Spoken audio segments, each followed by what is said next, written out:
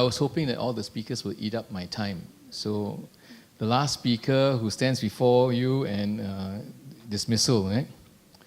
The fact that I'm vice chair doesn't mean I know a lot about agriculture. I try to find out some things about it.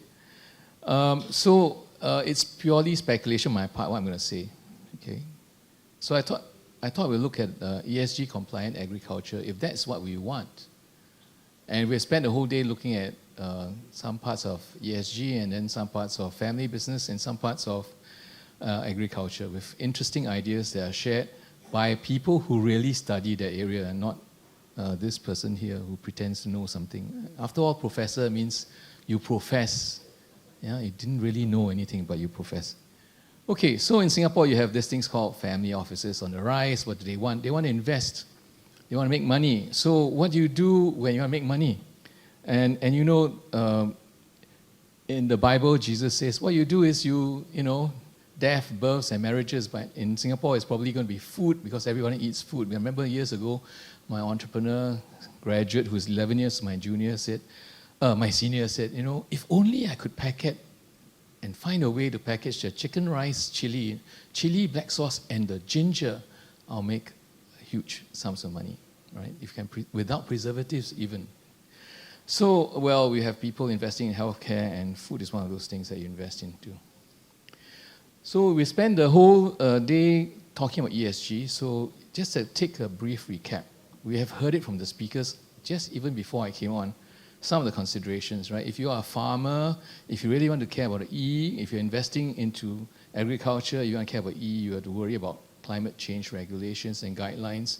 You have to worry about the natural resources that you have. I provided all the sources, you know, so it's not me, it's this particular website, okay? But it summarizes things nicely, so I decided to use them. Then you worry about what waste you produce, and you just had he left already. Professor Ting talking about how you get value from the waste, from the food processes in production, right? How you upscale. And I've got this guy called Vincent, Dr. Vincent, who said, I told him downscale my thing and then he still upsell it for me. All right, then biodiversity, you clear off whatever was there and then you do your farming, so that ruins the biodiversity. And then the other things like social, how do you look after the farmers, the people you have, and so on. And then you have the other part of governance. So I assume everyone knows what we're talking about. We all assume that ESG is good. So how many of you think that ESG is good for agriculture? All those are good. Who thinks it's bad? Nobody, huh? Okay, then I'm the only one who thinks maybe it could be bad. Yeah. So what I'm going to talk about, if you can understand this, my talk is over. I can go home already. Okay? Because that's basically it. All right? Those who think it's good, focus on the fact that it's a necessity. You know, this world is not going to survive the way we've practiced farming or the way we've practiced the way economic life has been. It's a necessity. ESG is necessary. So therefore, it's positive. And we must have research that shows that, just like CSR, they tried for 30 years and still makes results. I'm going to show you that it's mixed results. You know, it's which comes first. And most of the speakers today said, make money first, then we do the other part later. But the ideal, if you really practice ESG, is I want from the very beginning, before I start my business, everything is ES and governed properly, right? But then, in truth, we always reverse engineering. I got an existing business, then I try. Then we have stories later on about the bad, which is people rush into things and you have negative results, right?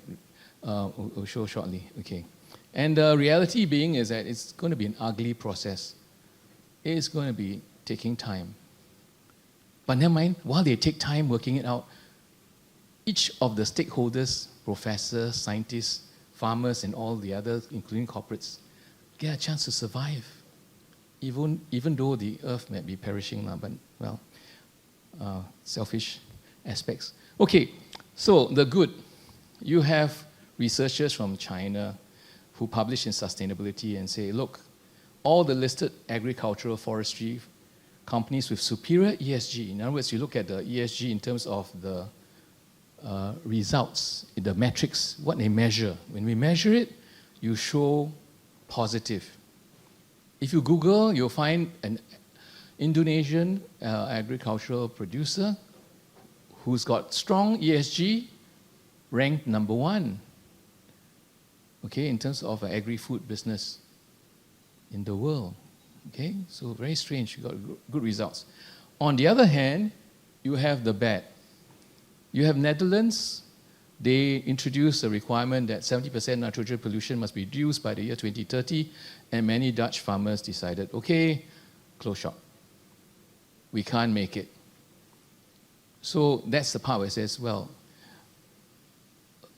how do you introduce things like that, okay? Not only that, if you have therefore the result is that quantity of food reduced. So long as you have to meet climate solution policies, then you can't produce in the quantity that you want in the old way. Then you have to wait for Professor Chu, right, to come up with a new thing, and then they can grow, yeah? So that's the predicament we are in. If we just measure and consider ESG the only superior determining factor, in other words, I don't care about anything else, only that number must be good. But that's not what life is all about, anyway. Okay, so then you have Harvard Business Review, an article that summarizes some research. You can look it up. It's called An Inconvenient Truth About ESG. I think it's a play on the other vice president years ago about what's going on with the earth. Yeah. It says, well, to begin with, ESG funds certainly perform badly in financial terms. You know, they have studies that show the funds that investment funds, which with reported higher ESG scores, do worse than those with less. Then there are certain arguments. Then they defeat the argument by saying, look, they don't even deliver better ESG performance. In other words, they say they are rated good, but the actual performance is not there. And then they say, well, there are companies that publicly embrace ESG as a cover.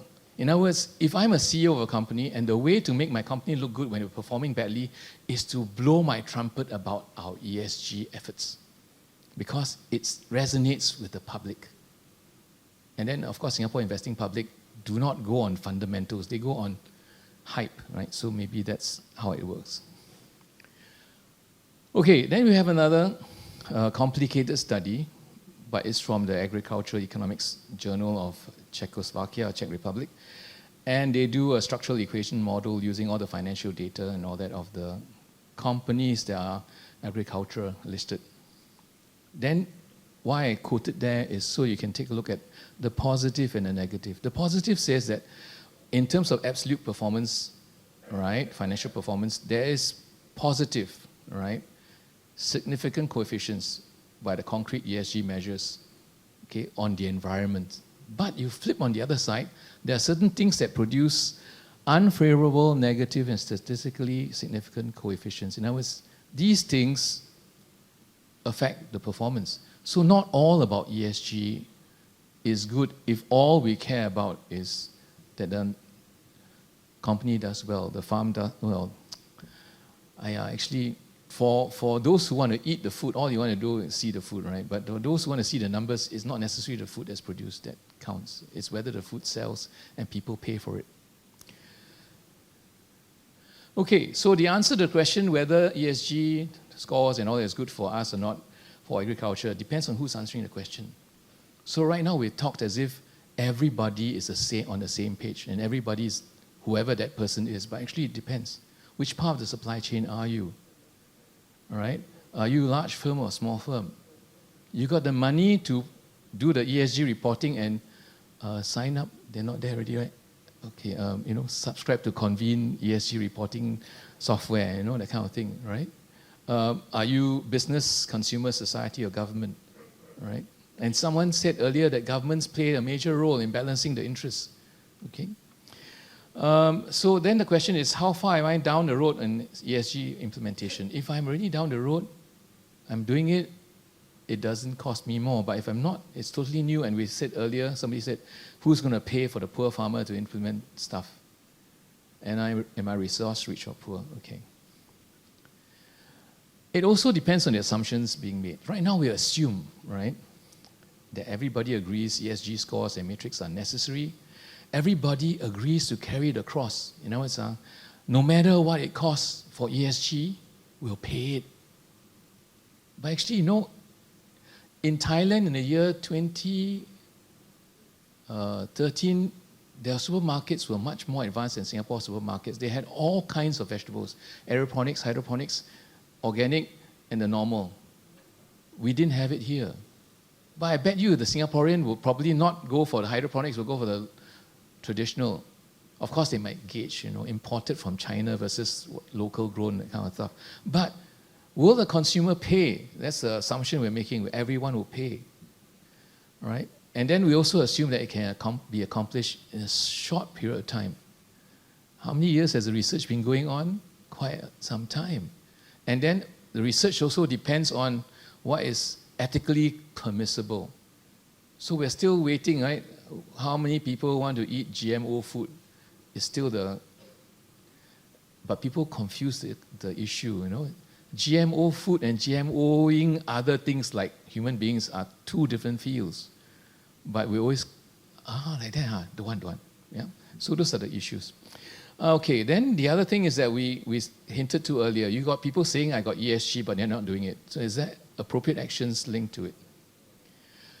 So I conclude very shortly. Okay? It will take time, it will be messy, it will require wisdom. And then the thing about all those who are investing in agriculture, it will mess up your agricultural investments. Because you went in at day X or T, then T plus whatever year, the things change. Your projections will all go wrong. How? Of course, the analysts will tell you it's all good. But in the meantime, you have to journey along with it. It's the same for agriculture or any innovation startups. It's been 12 years, and most of my retirement savings are in the startup, and nothing has come out of it yet. So you have to remember those things apply to any innovation and investment, even in the area of agriculture. Of course, we always remember people need to eat. But then you must remember in the process, you could be paying the cost. Yeah.